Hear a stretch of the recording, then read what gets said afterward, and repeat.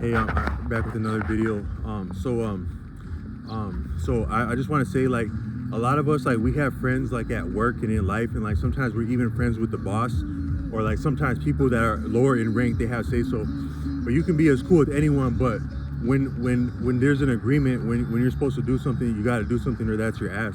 So that bird did tell me that I did see a bird, or I did hear a bird that I could have at least appreciated. Was like, hey man, let's start wrapping this up. And he even told me that while I was on video in that last video. And then he saw that fool pull up in a car and damn near run me over. So I should have listened to the boss. But then if I would have stayed there and keep making videos, now I'm really putting a big FU to the boss, man. So there you go, a crazy fool talking to birds, getting orders from bosses from birds, telling him to let's wrap this up, buddy. But I'm just being humorous with that. But you do gotta do what you say you're gonna do. So if I would have kept making videos from that position, I'd be bogus. But what I wanted to say is that so I was appreciating. So I think what would go a really long way in improving our circumstances in life, more than anything that is preconceived or decided for you or reasoned for you or thought for you, is just for you to appreciate detail in your environment, and you extrapolate what that can and cannot and can and cannot mean and be for you, mean to you. If there's a reason to it, if there's a rhyme to it, there's all different kind of rhyme schemes. Like, people think that you have to do like an exact rhyme, like sometimes graph and ass, a giraffe's ass had said that. Those were ass, app, that. That's a finer degree of rhyming. But if you got like a high tier rhyming book, that's still yet rhyming. So it doesn't have to exactly rhyme to still be rhyme. It doesn't have to exactly be reason to still be reason. And if it's good to you, if it makes sense to you, or if it doesn't make sense but it's still good to you, it's rock and roll at that point, and you can work with that and manage that. And it's as I think life existing is yours to decide, as much as anyone who had come before you is yet running their mouth or writing books now, or will yet come after you and maybe also run their mouth and write books. What is real, and again, real might be arbitrary, because even if you were deciding that, but you say this is real now, it's decided now, so you can't yet go back from that if you're that committed. So maybe real has too much commitment. Nobody really likes commitment. Even if you're in love, it stops being love when it's commitment, unless unless the love itself, the fun itself, the interest is the commitment. But things that are decided, so I don't think that things that are decided for us are good for us.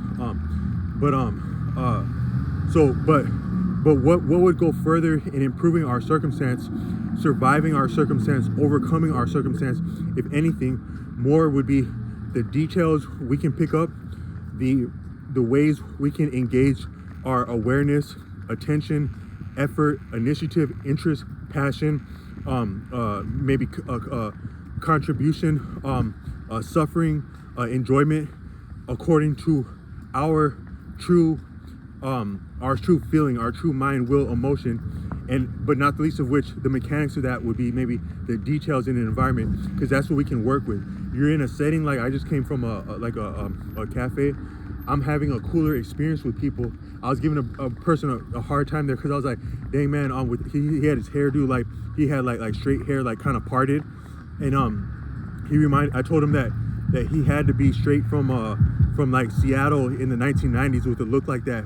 And I said that if America would have patented the swagger of Seattle in the 90s, like your grunge like that, had really patented that, we would probably be leading the world economically. If you would just patented the swag of the 90s, different people, different walks of life in the 90s, if you would have got a real patent on that, or a real knack of that, any aspect of the creativity and the output of the 90s, man, we would be leading the world economically, and we wouldn't have to have no problems that we didn't want to have. So I was making like little asinine statements like that, and but you can't really do that unless you're appreciating detail. Detail would be the standpoint to do and say stuff like that, and you have a cooler experience sometimes sticking your foot in your mouth like that around people. You probably have a cooler experience just saying nothing and giving them cash, because nobody really has a problem with cash, unless you owe them that. But if you're paying with cash, nobody has a problem with you, so long as you shut your mouth and give them the cash. So that might be so you see all this dating advice, swagger advice, flirting your mouth, shut your mouth and give up the cash. That might be the best. And also, if you were to get robbed, heaven forbid, that'd be the best approach. Shut your mouth and give up the cash. Yeah, self-defense, ninja, kung fu, jujitsu, ninja stars, nunchucks, ninja turtles, kill them with kindness, all that stuff's good, but just shut your mouth and give them the cash is the best approach. And maybe you could say that's the best standpoint in life. But what I want to say is that the most significant thing that we can work with is the details in the environment beyond what's decided for us or presented to us. And so I've mentioned some of those, but one would be is that another one would be overlapping of experience and thoughts, where what you're thinking about, what you're talking about, what you're being about is coming back to you through your experience. So you're thinking of something like some of these words that are not normally part of your vocabulary, but you're experiencing them in like a learning venue or within a significant relationship, an influential relationship, or you're thinking about them and they're coming out of your own content, your own speech, your own behavior, your own thoughts, like doing a video like this. They're coming back to you in real life. Now that's yet another significant detail in your environment, in your experience, your environment, your experience, more so than anything superficially. But again, you can't say that any detail is more or less significant than another, and any detail at all can speak to any other detail, because things are that dynamic and unified on the deepest level. But so one is that I made that video about I mentioned in one of these videos RAS, reticular activation system. I had picked that up around Real Social Dynamics about like 10 and 12 years ago. That's some of the content that helped me get out of my shell. Some of the way that I engage with people in public while being an ass, a respectful donkey, a respectful ass. I would, so who are you? I am a respectful ass. I had once been called a respectful donkey, sir. So I'm a lot of that. A lot of people wouldn't look at me as more attractive or intelligent than a donkey, an ass. But yet, most people wouldn't call me disrespectful outright, people who have known me. So I go in different places, like being a respectful ass, a respectful donkey. And that type of approach, I got that from Real Social, among others, like to sound like an intellectual, among others. I got that influence from specifically some of the teachers on Real Social Dynamics, such as Julian and RSD Tyler, but there were other ones. Another great one, they had one guy in their cadre, their trainers, who was a little bit older, and they were sitting around talking like they're actually having like a real life experience on camera, like at a party. Like, you know, you had those cool conversations at a party, and you had that brother on there who was like a real life fitness person who was talking about like, yeah, man, you don't need all this bullshit. You just need discipline. He was dope for that. And then another guy that was there, he was a little bit older. He was like, yeah, man, whatever you ever gonna accomplish in life, you're gonna barely accomplish that shit by the skin of your teeth. It's gonna barely happen for you. You're gonna do all you can, and then something disingenuous or unexpected is gonna flip that upside down. It's gonna flip your little monopoly.